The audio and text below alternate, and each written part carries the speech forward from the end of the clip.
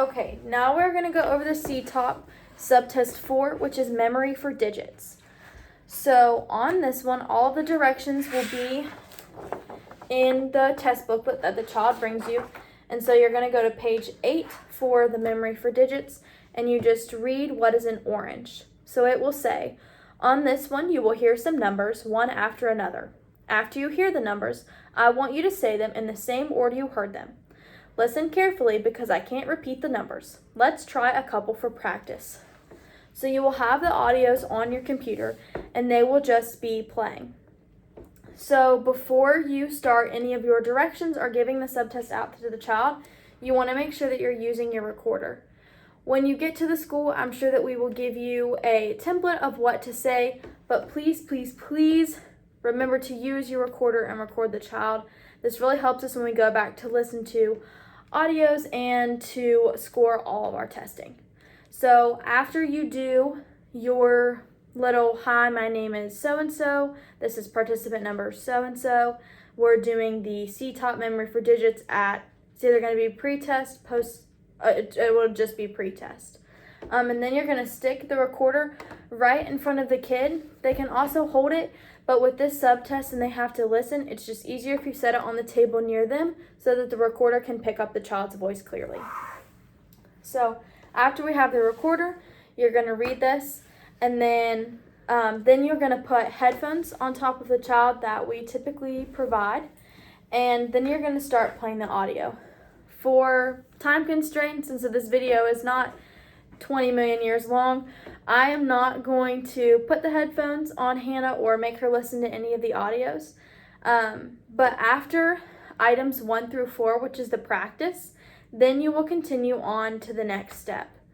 So the CD will be on like a continuous loop. So it will move very quickly through all of these items. You want to remember to try and pause the audios right after it finishes. But if you don't remember and you're noticing towards some of the later items that the child is struggling to keep up or to repeat the numbers back to you, you can go ahead and pause it and wait for the child's response. However, if the child asks you to repeat the numbers said on the audio, we cannot repeat. Again, I will say, we cannot repeat the audio. We just have to tell them to try their best. Also, if the child misses 3 in a row, then we stop the subtest. So, for example, on item 10 on the page, it says 836. If the child would say 863, we would count it wrong. All of the numbers have to be in the correct order for the child to get 3 points. If they mix up a number or miss one, we have to count it wrong. So after 3 times of counting it wrong, then we're done. If you are a little nervous about it or are not sure, you can go ahead and do a 4th one when they get it wrong. However, for this test, it's pretty easy because you're just marking numbers, so you should be okay just to do the 3 consecutive incorrect in a row. As for feedback, it's like all of our other tests. We don't want to tell the child whether it's correct or incorrect unless it's one of the trials and you have to redo the trial. So again, feedback can be, thank you so much for sitting in your seat, thank you for listening so well, or thank you so much for your hard work.